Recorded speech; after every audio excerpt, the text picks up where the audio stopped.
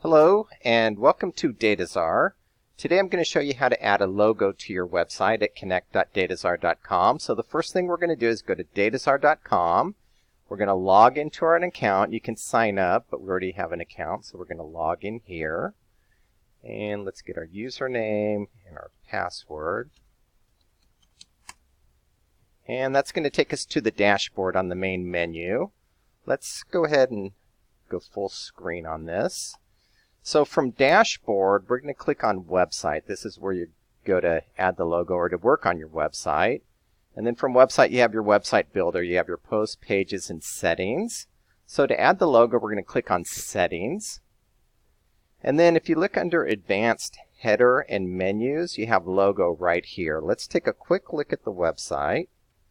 And this is our AAA Outdoor Scenes, the website that we've been working on. And we're going to add a logo right here. Make sure you use something that's landscape. It's going to fit much better on the page. It's going to fit properly. We use 600 by 60 px. So let's go ahead and go back to Connect. And then just to review, we went from dashboard to website and then from website to settings. And then down here under headers and menus, we're going to choose our logo. So let's go ahead and click choose.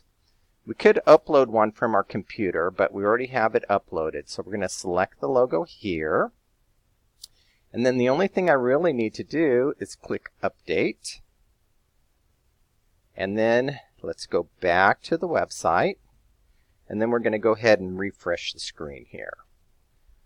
And there it is. Voila. We have our AAA Outdoor Scenes, and that looks really good. And again, anything landscape is great. And approximately like 500 by 80, 600 by 60, something like that on the PX. So let's go back to Connect, and then we're going to go back to our dashboard, and that's it. That's how you add a logo to your website at connect.dataczar.com.